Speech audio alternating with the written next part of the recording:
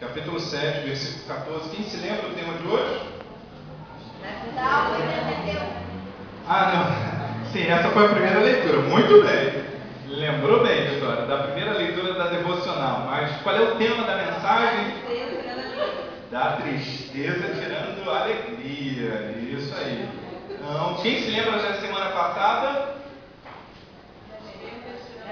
Muito bem, Carla Raimundo. Das perdas tirando o lucro. E hoje, da tristeza tirando a alegria. Então esse é o desejo de Deus para nossas vidas nessa noite. Tirarmos aquele sentimento de tristeza, para que Deus assim preencha-nos com a sua alegria. Mas veja bem, atente-se para esse texto. Eu estarei lendo na minha versão e vou convidar a igreja a ler na sua versão. Eclesiastes capítulo 7, versículo 14.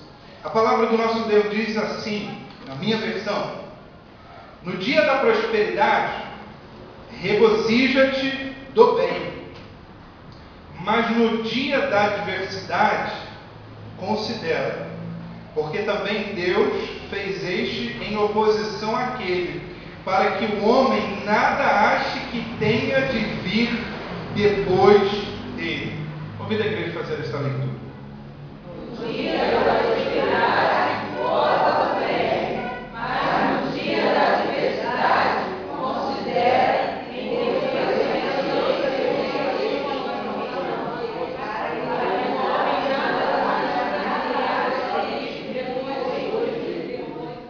Amém. Feche os olhos. Pai querido, fala conosco, Senhor. E tira de todo o coração triste, ó Deus, tira de todo o coração a angústia, tira dos corações que aqui chegaram o sentimento de depressão e coloca alegria, coloca regozijo, Senhor. Coloca a tua plena paz, paz que excede todo entendimento e que guarda a mente e que protege o nosso coração em Cristo Jesus. E fala conosco, Senhor, porque não estamos aqui para ouvirmos, ó Deus, a voz do homem, ó Deus, mas estamos aqui para ouvir a tua doce voz através da leitura da tua palavra. E que através da exposição, ó Deus, possamos converter toda a tua palavra em aplicação e prática de vida, Senhor. E fala conosco, pois precisamos, ó Deus, receber de ti o teu recado nessa noite, em nome de Jesus. Amém. A igreja pode se assentar. Da tristeza ou das tristezas tirando alegria. E esse texto me chama muito a atenção acerca da dinâmica desse tema, porque ele fala sobre a realidade de um tempo que todos nós desejamos, ou de um momento que todos nós desejamos, ou de uma ocasião que todos nós desejamos, ou de um dia que nós assim tanto desejamos e anseiamos, que diz respeito a um dia bom, que diz respeito a um dia feliz, que diz respeito a um dia próspero, que diz respeito a um dia alegre.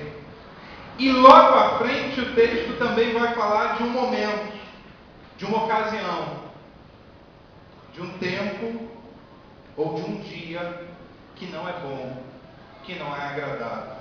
E a esse dia, a essa ocasião, a esse momento, o texto bíblico de Eclesiastes 7,14 chama o dia adverso. Assim como muitas vezes vivenciamos um dia próspero, um dia alegre e um dia feliz, muitas vezes vivenciamos um dia difícil, um dia mau, um dia contrário ao nosso querer. Vivenciamos um dia verdadeiramente tumultuado, conflituoso e turbulento. E o texto que nós acabamos de ler traz esse paralelo que corresponde à dinâmica da vida humana, onde muitas vezes despertamos e acordamos para um dia muito próspero, para um dia muito feliz, para um dia muito alegre. Contudo, no entanto, há ocasiões em que acordamos, despertamos para um dia que aos nossos olhos se parece ser muito mau, parece ser um dia muito difícil, um dia tenebroso, um dia calamitoso e um dia trágico. Mas essa realidade, essa dualidade, faz parte de toda a existência humana. Significa que, assim como existem dias de sol, existem dias de chuva. Assim como sobre nós advém muitos dias felizes, muitas vezes enfrentamos dias difíceis. Há o tempo das vacas gordas, mas também muitas vezes existe o tempo das vacas. Quem já passou por essas duas fases, levante a mão aí. Pessoas aqui que sabem muito bem o que é estar num tempo de vacas gordas e sabem o que é estar num tempo de vacas magras. Mas diante da ocasião do dia de vacas gordas ou diante do dia de vacas magras, há uma lição no mínimo, ou existem lições de Deus para a nossa vida, para que venhamos a aprender diante do dia de vacas gordas ou diante do tempo de vacas gordas, como também venhamos a aprender diante do dia ou dos muitos dias de vacas magras. E Deus é um Deus de muita bondade para conosco, pastores. E hoje, nesse dia, Deus ele me auxiliou de forma tão divina como só Ele sabe e pode fazer. E Ele me deu duas ilustrações maravilhosas para somar e agregar nesse sermão. A primeira delas, hoje eu passei numa área, numa rua ali de Bangu, minha esposa está ali à porta, e como vocês sabem, ela está ali à porta, uma oportunidade para que ela não me deixe mentir ou para que ela minta junto comigo, né? Mas é ao contrário, é a primeira que fala, para que ela não me deixe mentir. E a gente estava indo para o centro de Bangu, fazer algumas compras, sábado agora, tá bom, casais, formatura de casados para sempre, na casa da Eliana, às 19 horas, ok? A formatura dos nossos casais casados para sempre, a formatura dessa turma. E de modo que nós estávamos indo, fazendo pesquisa, comprando material, e a grande realidade é que a gente passou por uma rua denominada Rua Bangu, e eu morei naquela rua ali. E quando eu adentrava ali, dirigindo nessa rua, Rua Bangu, logo me veio à mente, eu me recordei de que eu morei ali naquela rua. Eu falei, amor, eu já morei aqui nessa rua, e uma casa bem aqui à frente. Amor, onde foi? Era aquela casa bem grande, você sempre partilha comigo, você fala, tempo das vacas gordas. Eu falei, exatamente. E aí, o carro foi nos levando, a gente foi chegando à frente, quando nos deparamos com a fachada da casa, ela está bem degradada, eu creio que a casa está até vazia, porque entrou em inventário, aquela coisa toda. E eram 3 casas bem grandes, onde um advogado possuía ali os seus bens ali naquela região, ali naquela parte da rua. E eu morei numa dessas grandes casas que ali ele colocava como locação, como aluguel. E ela logo lembrou da realidade, ela me perguntou, ela falou assim, amor, foi aí que você morou nessa casa que tinham 7 banheiros? Eu falei, exatamente, amor, 7 banheiros. Tinham 3 dentro de casa e 4 fora da parte interna da casa. Falei para ela, a varanda daquela casa, a cozinha daquela casa é quase a sala, cozinha e quartos, é quase a nossa casa toda, uma cozinha muito espaçosa, quarto espaçoso, uma varanda, uma área que a gente poderia fazer uma festa para muita gente. E diante de todo aquele momento de casa muito confortável, muito espaçosa, estrutura, o Espírito Santo de Deus me fazia lembrar que a despeito de eu ter morado um dia numa casa de 7 banheiros, uma casa de 4 quartos, uma casa muito espaçosa, foi o momento mais doloroso, mais difícil da minha vida enquanto família. Minha mãe dizia, eu habitei numa casa muito grande, muito espaçosa, mas era uma casa que não refletia a realidade daquilo que como família nós vivíamos. Era uma época de vacas gordas financeiras, mas uma época de muita tristeza, uma época de muita dor, uma época de muita crise conjugal entre os meus pais. Era como ter tudo de material, mas ao mesmo tempo faltar as coisas mais importantes e mais essenciais na vida de um casal e na vida de uma família. E de modo que, tempos depois, nós fomos morar por outras situações e circunstâncias em casas menores, mas onde a alegria, onde o amor, a paz de Deus pôde ser aperfeiçoada sobre a vida daqueles que um dia compuseram aquela casa. Mas nós precisamos, igreja, entender e saber como lidar diante dessas realidades da vida. Quando um dia enfrentamos dias bons e quando um dia, muitas vezes, enfrentamos dias maus. Um dia habitamos num palacete e muitas vezes um dia, pelas circunstâncias da vida, podemos vir a habitar numa casa de poucos cômodos, numa casa apertada. Mas nós precisamos saber o que Deus está ensinando a mim e a ti diante dessas oscilações da vida, diante dessas reviravoltas da vida. E como eu lhe falei que Deus é um Deus muito bondoso para conosco, pastores, e Ele me deu mais uma ilustração para nos ajudar a entender a dinâmica dessa situação, dessa mensagem.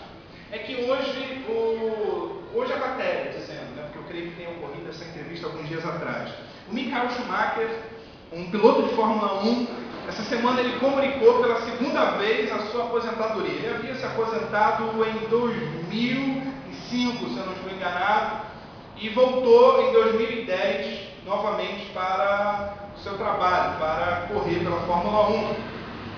E ele foi alguém que acumulou durante esses anos todos de corrida muitos títulos e muitas vitórias.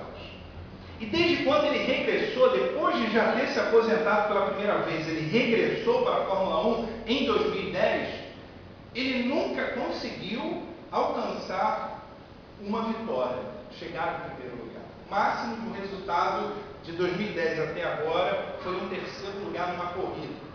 O interessante foi a sua declaração, ao dizer que ele se aposentaria e que, no seu entendimento, não voltaria mais a correr. Ele dizia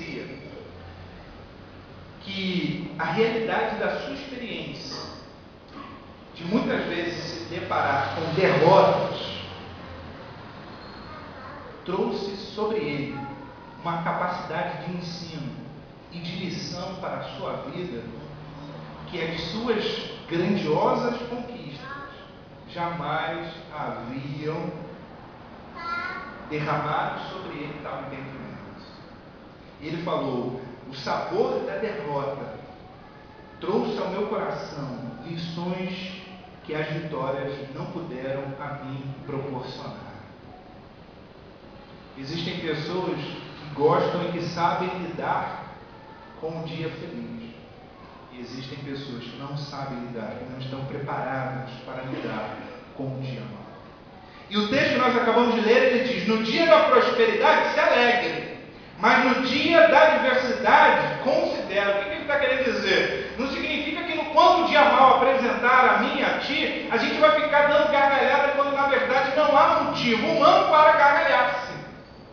Mas significa que se você saiu de um dia feliz, de um dia próspero, de um dia de vitória, de um dia de conquista, e sobre ti chegou um dia mau, um dia adverso, pare para refletir, para saber entender, para saber tangenciar aquilo que se chama dia mau. Porque o dia mau não chegou à toa para você. O dia mau não aterrissou sobre você em vão. Tem um propósito, há uma finalidade. Ele diz: considere esse dia mau. E todo dia mau tem sobre nós uma dinâmica pedagógica. O dia mau é uma escola de vida. Todo dia mau, todo dia difícil, todo dia de adversidade, todo dia de tristeza pode trazer uma lição prática para a nossa vida. Mas nós precisamos estar atentos para saber o que esse dia mau está tentando dizer a mim. Mas muitas vezes nós desperdiçamos a nossa vida, a nossa força, nos desgastamos naquele dia, na tentativa de responder a seguinte pergunta: por que esse dia mau chegou até a minha tenda? Por que esse dia mau invadiu a minha casa? Quando na verdade nós deveríamos estar pedindo a Deus orientação para saber: Deus, esse dia mau chegou até mim, e agora, Senhor, o que eu faço diante dele? Mas nós ficamos: Deus, por que chegou comigo, Senhor? Tanta gente para passar por problemas, e o Senhor permite que esse problema chegue até mim? Deus, me vira, mas me erra. Vira, mas me erra. Vira, mas me erra. Mas eu tanto carro para aquele camarada assaltar, o camarada vem naquela justamente o meu carro. Se deu tanta gente para gripear, veio atingir justamente o meu filho, a minha filha. Tantos casais para o inimigo levar problema, levar desordem, conflito. Satanás veio trazer desordem justamente para o meu casamento, Deus. É mais ou menos assim a realidade que a gente percebe aí afora, quando muitas vezes tais realidades acabam sendo as nossas inquietudes, reclamações e murmúrios diante de Deus, e aí nos desgastamos, perguntando a Deus por que esse dia mal se apresentou para nós. E aí nós perdemos a capacidade de crescer diante desse dia mal. E aí quais são as nossas queixas, ou os nossos queixumes diante de Deus? Deus, eu oro e nada acontece.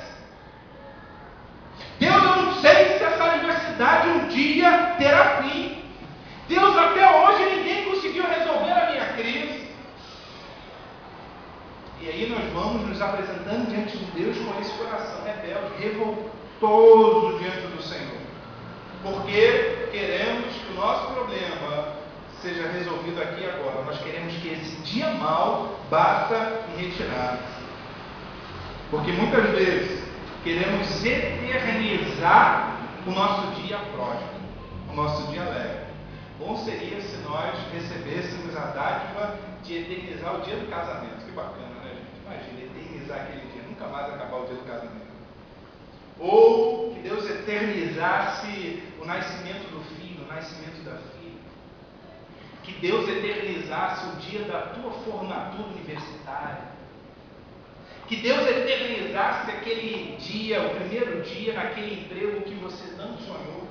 Muitas vezes o nosso desejo é que Deus eternize o nosso dia bom, o nosso dia alegre, o nosso dia feliz. Mas tudo quanto nós não queremos é que o nosso dia mal seja ele o quê? Eternizado. Mas muitas vezes, pelas nossas atitudes, comportamentos e gestos, nós é quem acabamos eternizando o nosso dia mal. A palavra de Deus diz que o choro pode durar uma noite, mas a alegria, e a alegria que vem pela manhã, ela é resultado do choro de uma noite. O texto diz que depois de uma noite de choro, vem a alegria pela manhã. Mas muitas vezes, as pessoas desentendidas do que é a palavra do Senhor, vão chorando desesperadamente, agonizantemente durante muitas noites. Mas a alegria que vem pela manhã é a alegria resultado de uma noite de choro. Significa, hoje é noite para chorar. Então Deus, segura a onda aí, Deus, e ouve o meu choro. Mas amanhã vem a alegria. Então amanhã eu vou me colocar de pé porque o Senhor preparou esse dia para mim. Agora tem gente que invade a noite, a madrugada, o dia, a tarde. Parece ter os textos bíblicos do Antigo Testamento. E era amanhã da tarde do dia primeiro. E era amanhã à tarde do dia segundo. E era amanhã à tarde do dia terceiro. E era amanhã à tarde do dia... E vai na sequência. Peraí, meu irmão. Tem gente que você conhece que há 5 anos está chorando. Tem gente que você conhece que há 10 anos está com a mesma reclamação. Peraí, quando vem essa alegria? A OMS, Organização Mundial de Saúde, ela aponta que dentro dos próximos 20 anos, a sociedade mundial, ela será perseguida por uma doença que hoje é a segunda doença, a segunda patologia que mais mata a gente no planeta Terra. A primeira doença, a primeira patologia que mais mata a gente no planeta Terra são doenças coronarianas. É o infarto, né? Infarto agudo do miocárdio, a parada cardíaca, tais realidades consistentes de problemas coronarianos, problemas no coração. A doença que mais mata a gente no planeta é o câncer. A doença que mais mata a gente no planeta são doenças no coração. Depois de doenças coronarianas, de doenças do coração, a doença que mais mata é a depressão. E a OMS ela aponta que daqui a 20 anos a doença que mais vai matar a gente no planeta não vai ser mais a doença do coração, mas vai ser a doença da alma, que se chama depressão.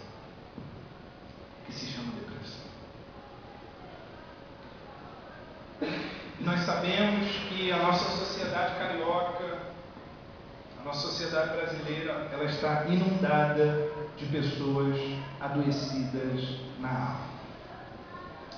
Logicamente, certamente nós sabemos também que existem muitas pessoas que estão passando por um dia de tristeza, estão passando por um momento de tristeza, mas que tais pessoas logo já rotulam e já diagnosticam: eu estou com depressão, está com uma tristeza, está com uma frustração, está decepcionada com algo ou com alguém, mas que já rotula: eu estou deprimida, ou eu estou deprimido, estou deprimido.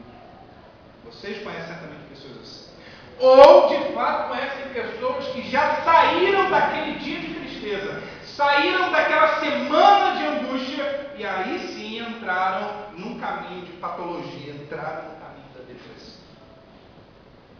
E a depressão não é só um sentimento de tristeza. A depressão é uma patologia que mexe muito além do que pensamento ou sentimento de tristeza. Porque a depressão, ela traz isolamento. A depressão, ela vai mexendo não só com a alma, ela vai mexendo com o corpo. E ela vai neutralizando o espírito. Por isso a depressão, ela não tem atingido só o não cristão. A depressão tem atingido muita gente que é crente. Porque não consegue lidar com os primeiros sentimentos de tristeza, porque se encontra desempregado, porque o marido liberou uma palavra de derrota, porque uma colega puxou o tapete do trabalho, ou porque se encontra enfermo. E aí aquilo tudo vai gerando uma realidade no seu interior. Entenda, a tristeza é um agente interno gerado por um agente externo. A tristeza é um agente interno, ela está dentro da gente, está na nossa mente. A gente produz que é coração, que a gente liga coração a sentimento. Mas está ligada à realidade da nossa psique, da nossa alma, que reflete na administração mental e intelectual da nossa vida. Mas assim nós atribuímos que a realidade daquela tristeza, ela é resultado de alguma realidade que aconteceu à nossa volta, ao nosso exterior. Mas assim como a tristeza, ela é um agente interno, ela é produzida por um agente externo. Por alguma perda, por alguma frustração, por alguma decepção. E isso gera a primeira realidade ruim e mal em nossa mente e em nosso coração, que é aquele sentimento de tristeza. Estar triste é estar prostrado. Estar triste verdadeiramente é não encontrar alegria, é não encontrar sorriso, é não encontrar regozijo, é não encontrar celebração. E esse é o primeiro passo, é o passo da tristeza, de modo que a depressão, ela só chega na vida de um indivíduo que, em primeiro lugar, não consegue se ver livre do sentimento de tristeza. Mas só que nós, muitas vezes, não nos damos conta que, assim como a tristeza, ela não é uma depressão, mas muitas vezes nós não nos atentamos que é justamente pelo caminho da tristeza que entra a depressão. Muitas vezes nós não valorizamos, não damos o valor de cuidado ideal para com o sentimento de tristeza. E isso é necessário para que verdadeiramente expulsemos o sentimento de tristeza do nosso coração e da nossa vida. Mas aí a gente fica: eu estou muito triste, por isso que eu não vou hoje à igreja. Ele não vai hoje porque está triste. Está triste com o irmão, está triste com a irmã, está triste com o diabo, está triste com o professor da EBD, está triste com o pastor. Aí chegou outro domingo, a tristeza foi acumulada. Não é a loteria, não é a mega sena, mas a tristeza, se ela não for resolvida, ela se acumula. Uma semana de tristeza acumulada, 2 semanas de tristeza acumulada, 3 meses de tristeza acumulada. Quando você vai ver, aquela tristeza já virou uma mágoa. Eu não vou àquela igreja por causa daquele irmão, por causa daquela irmã. Eu não piso naquele lugar por causa daquele diabo, por causa daquele pastor. Eu não falo mais com meu marido por causa disso, por causa daquilo. Antes era uma tristeza por aquela fala, por aquela palavra. Agora, da tristeza virou já uma amargura. E a amargura vai gerar uma angústia. A angústia vai produzindo ali aquela opressão, aquela tribulação. Porque assim como a alegria foi embora lá atrás, quando a tristeza ocupou o lugar, a paz vai sendo empurrada também para fora do nosso coração, porque a amargura, porque a tribulação está ocupando o nosso coração. E é por isso que nós precisamos nos atentar em relação a isso. Que a qualquer sinal de tristeza, nós precisamos parar e pensar: peraí, por que eu estou assim? Foi o carro que foi levado? A saúde que por hora foi ceifada, foi levada? A boa relação familiar que por hora foi sacudida? Peraí, vamos considerar, vamos analisar, vamos refletir antes de tomar qualquer decisão, antes de fazer qualquer escolha. Vamos considerar, vamos analisar e vamos suplicar ao Senhor a sabedoria dele. Abra a tua Bíblia no Salmo de número 118, versículo 24.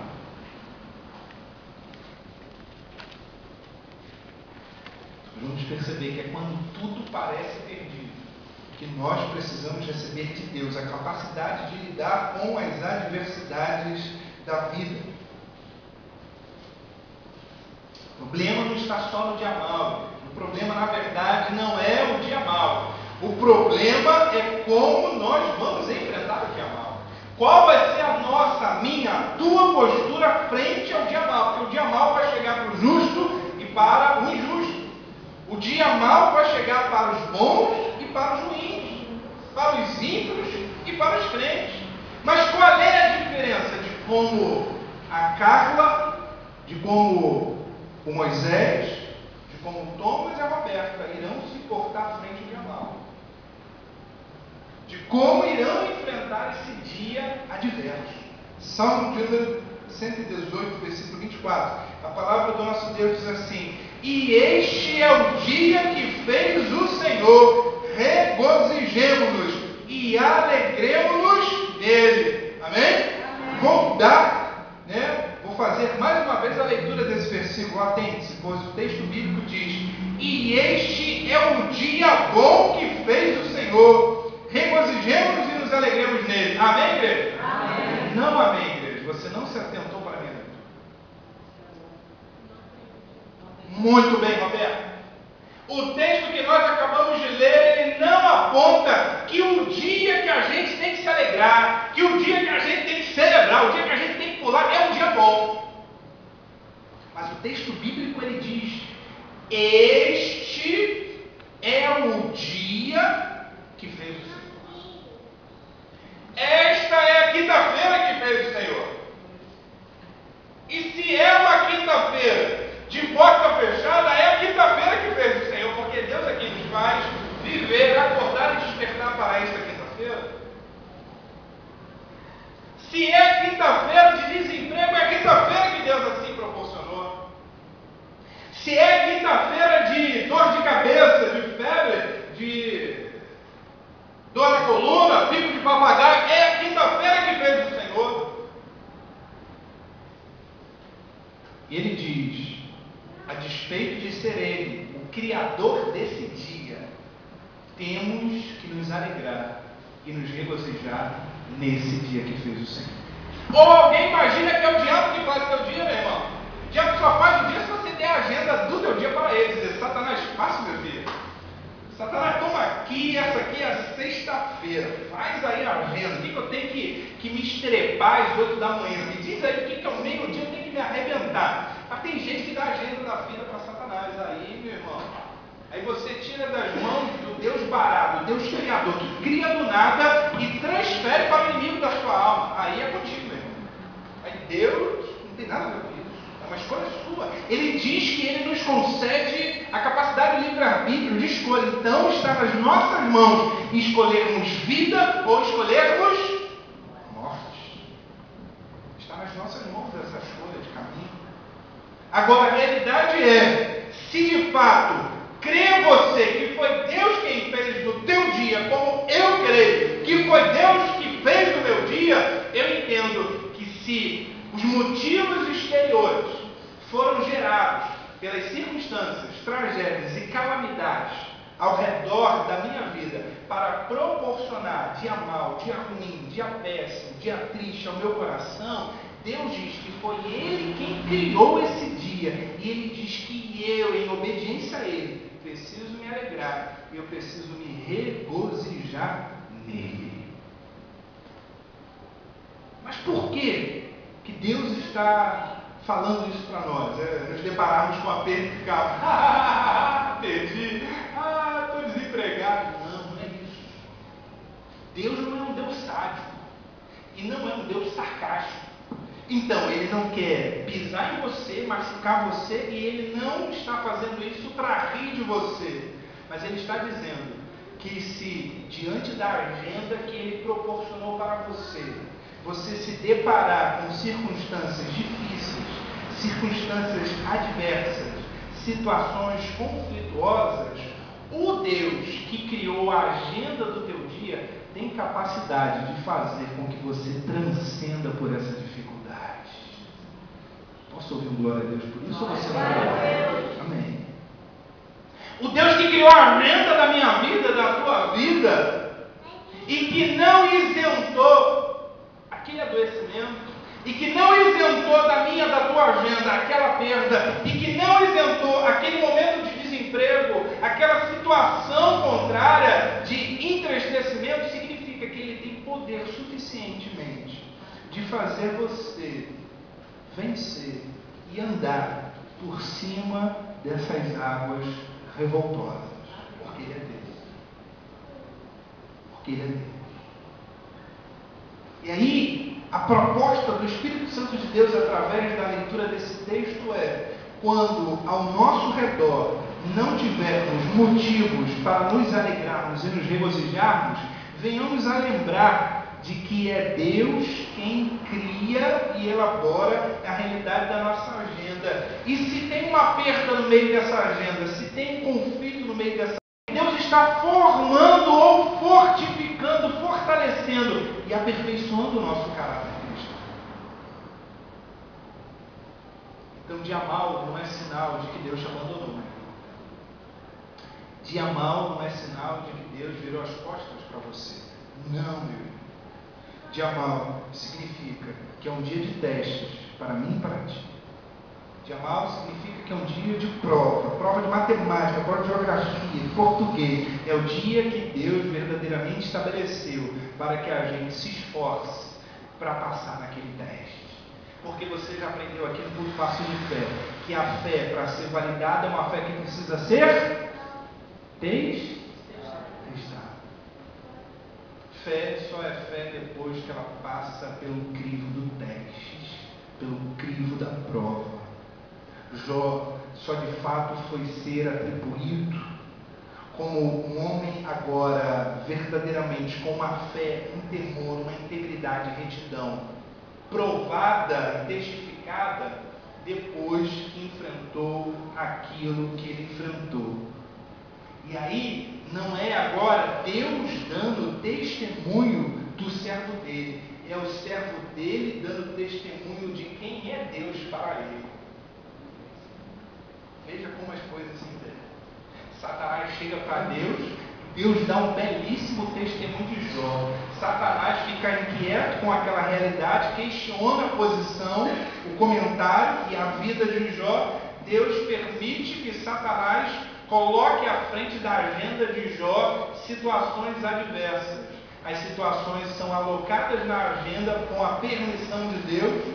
Só que ao invés de Jó se debandar, amaldiçoar a Deus e pedir a sua morte, Jó transcende, supera com resignação, perseverança e fé, obediência ao nosso Deus. E aí agora é Jó que vai dar testemunho de quem é Deus na sua vida para levar uma ogiva nuclear espiritual no inferno, explodir o inferno e dizer: Satanás, antes, no dia da prosperidade, no dia das vacas gordas, eu conhecia Deus de ouvir falar, mas diante do cenário de vacas magras, eu agora conheço Deus com os meus próprios olhos. significa que o dia próspero, o dia alegre, é um dia para regozijar, para se alegrar. É um dia para a gente ver a prova, o cuidado de Deus sobre nós. Mas significa que quando o dia mal bate a porta e quando a tristeza tenta invadir a nossa casa e o nosso coração, é uma oportunidade que Deus está nos concedendo de crescermos, de termos o nosso caráter cristão forjado, de termos o nosso coração colocado à prova, para que agora o nosso testemunho diante das pessoas à nossa volta seja tão somente para o engrandecimento e para a glorificação do santo nome do nosso Deus. Mas para isso nós precisamos entender essa dinâmica, de que no dia próspero se alegre e no dia mau considere, reflita, peça a Deus para administrar, porque problema não é questão de intensidade, problema não é questão de volume, problema é questão de postura, de atitude e de comportamento. Fique de pé. Você precisa sair daqui nessa noite entendendo que a melhor maneira de combater a tristeza é com a alegria. Você precisa saber que a melhor maneira de expulsar a tristeza do seu coração é com alegria, é com regozijo, é com celebração. Você já ouviu aqui, certamente já leu na Bíblia, que todas as vezes que a tristeza batia no coração do rei Saul, ele pedia que quem tocasse para ele? Que Davi tocasse a harpa para ele. E o louvor, a adoração de Davi, ao tocar aquela harpa, aquele instrumento, trazia um consolo, trazia um conforto, trazia uma quietação ao coração de Saul. Porque só o poder do louvor, só o poder do regozijo, só o poder da celebração é que pode fazer com que aquela tristeza possa bater em retirada em nome de Jesus. Curva sua cabeça, feche os olhos. Você sabe como você chegou até aqui. E a realidade que te fez chegar até aqui te fará sair daqui muito diferente. Você está entendendo hoje que o problema não é questão de nível, de volume, de proporção. O problema é questão de postura. De como você, a partir de hoje, vai enfrentar esse problema. De como, a partir de hoje, você vai enfrentar o dia mal. Antes você se isolava no seu quarto. Antes você só chorava, só se entristecia, só se derramava. Hoje você entende que através da busca pelo Senhor, Deus pode gerar no teu coração uma alegria quando à sua volta há motivos exteriores que não querem que você se alegre. E diante de muitos motivos exteriores que tentam mostrar que nós não temos motivos interiores para nos alegrar, sai daqui com o principal motivo interior que vence qualquer motivo exterior do inferno. Chama o motivo da graça de Deus. O motivo da graça de Deus um dia te concedeu vida e vida mais que abundante. A graça de Deus que um dia foi derramada sobre a tua vida concede a você salvação eterna. E a graça de Deus que um dia foi selada no teu coração, selada no teu espírito, pela presença do Santo Espírito de Deus, diz que você é mais do que vencedor em Cristo Jesus, porque Ele em primeiro lugar te amou. Não significa que quando motivos exteriores do inferno tentarem se alojar no teu coração, você vai dizer para esse motivo exterior: eu tenho daquilo que me alegrar, eu tenho do porquê sorrir, porque o Deus Todo-Poderoso é Senhor da minha vida, porque o Deus que é Todo-Poderoso é o Deus da minha salvação. E assim, como aquele dia de sexta-feira parecia para Jesus como um dia interminável, como um dia final, Jesus entendeu que a sua missão não parava ali. Jesus entendia que aquele mal era só um momento passageiro. Onde a palavra do nosso Deus diz que toda tribulação é leve e momentânea e produz para nós um peso de glória. Amém.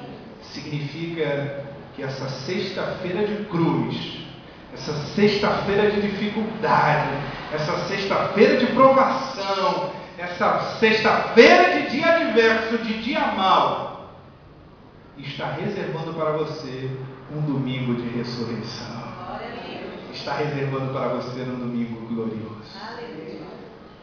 Se o teu dia hoje foi um dia mau, entenda que Deus está preparando para você um dia amanhã de vitória.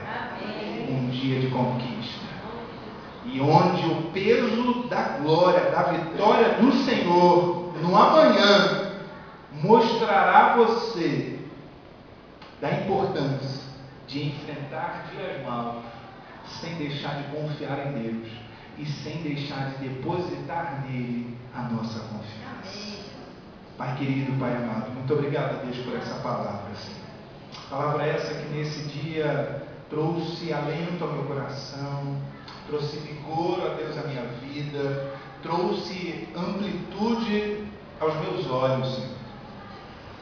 E a minha oração a Deus é que de uma forma maravilhosa, através da multiforme graça do Senhor, a Tua palavra que aqui foi lida e pregada, ela possa ser, ó Deus, a partir de agora, digerida em cada mente, cada coração, Senhor. E que assim como a Tua palavra produziu coisas boas no meu coração, produziu crescimento para a minha vida, produziu renovo, esperança na minha vida, na minha mente, no meu coração, que a Tua palavra também venha produzir, ó Deus, restauração, renovo, alegria, fé, felicidade, paz no coração do Teu filho, no coração da Tua filha, no coração de cada um que da Tua palavra se fez ouvinte nessa noite. E para aqueles que nessa noite adentraram esse lugar com o coração entristecido, com o coração desanimado, com o coração quebrado, saiam daqui preenchidos pela alegria da presença do Teu Santo Espírito. Deus, em nome de Jesus, aplique essa palavra no coração da Tua igreja. E que a Tua igreja aplique essa palavra na sua vida no dia a dia, Senhor. Pois assim nós oramos, em nome de Jesus. Amém e amém. Quero nessa hora convidar o Ministério de Louvor, eles estarão cantando Ressuscita-me, né? Mesma canção que eles cantaram no início do culto. E vai ser uma oportunidade para que você também que trouxe o seu dízimo, a sua oferta, esteja também depositando o seu dízimo e a sua oferta aqui no gasofilácio. E assim também você que está aí com o seu pedido passo de fé, você possa também estar erguendo ele para que nós possamos estar orando ao Senhor, clamando a Deus pela sua vida, pela sua petição, pelo pedido de que você nessa hora está apresentando.